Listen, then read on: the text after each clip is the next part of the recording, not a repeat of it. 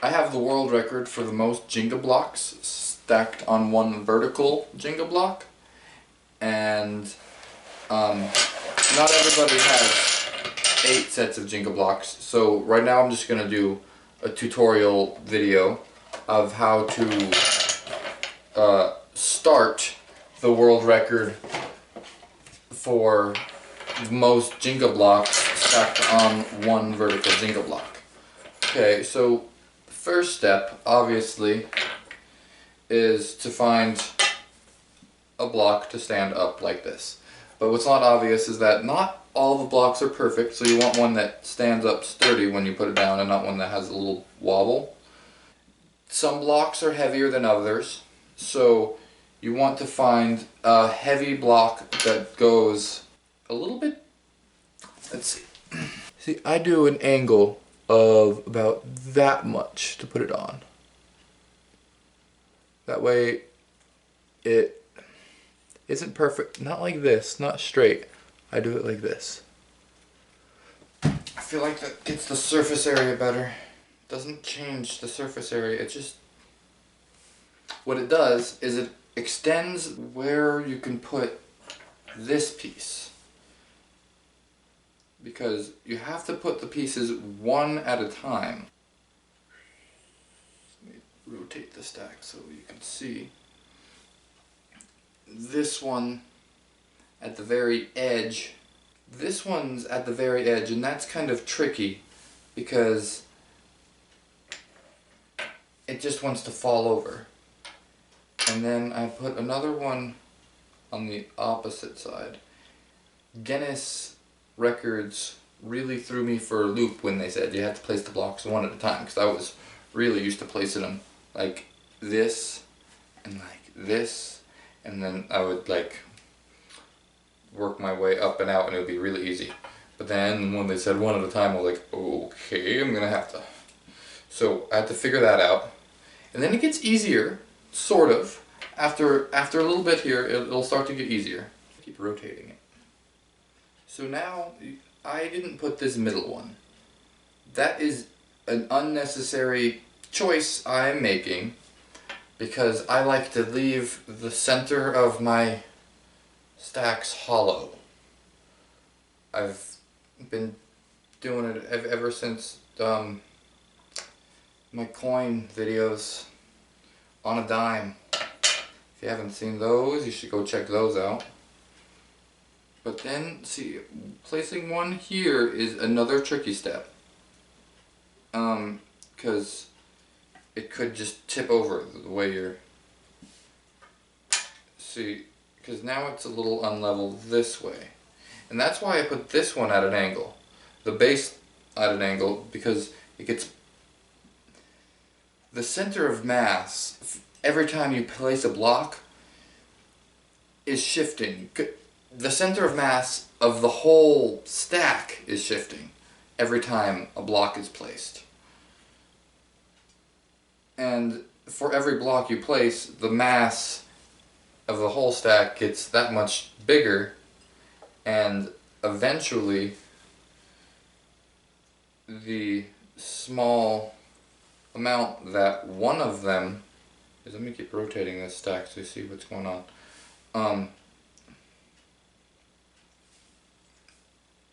Doesn't really make much of a difference.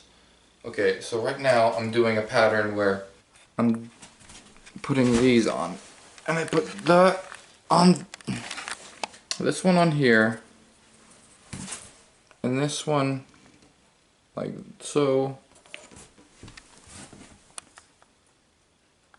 and like so, creating that kind of shape on top. And then you do another one of those shapes, but in the opposite direction. And then I have these little ledges. Here I could put this, and I could put them all around. And then you'll have a pretty flat base. Okay, then you have this. And then you kind of do this same thing, but in the opposite direction again. From here, there's now a lot of different options. You could put 3. See, this is where I would much rather be able to place more than one block at once, because I would just be able to do this. Place 3 here and 3 here and start working my way up. But we'll say you have to take one block at a time. So this is where it gets tricky. Now I have this nice pattern, and I do this diagonal thing where I, instead of placing it here, it's more like this at an angle. It looks odd when it's just one, but then, because I had to figure out how to do one at a time, when you place this one over here and this one over here, little adjustments are allowed, and this one over here, you've created this box, which is the next step wider from that box. And then I put these on the ends right here,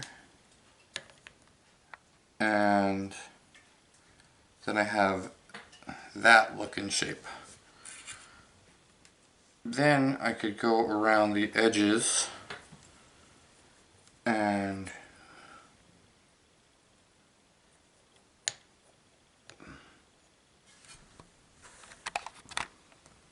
put on these ones. And so when you start getting out here, you gotta start realizing that you can't put all of these 3 on at once.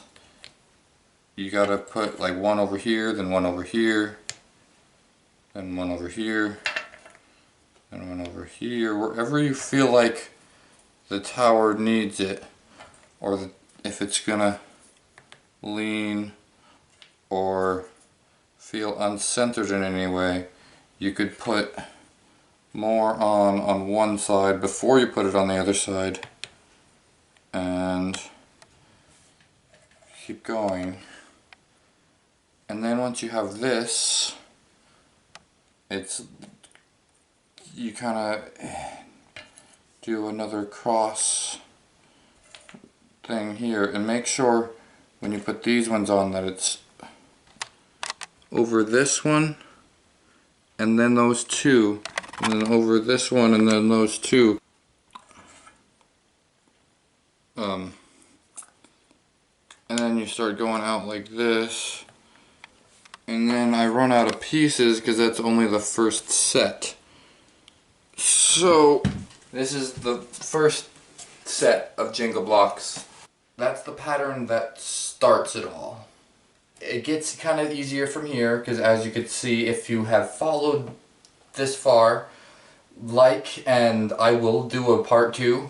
If you haven't been able to follow me up to this point, you're capable of doing this, probably, and you might want to have 2 Jenga sets. I've done 8, that's all I had.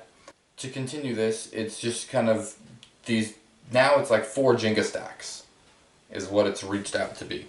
And so from here you could do whatever expansions you want.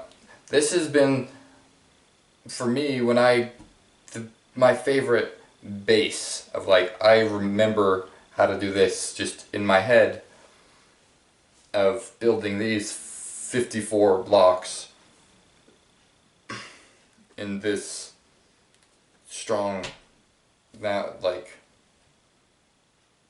base here.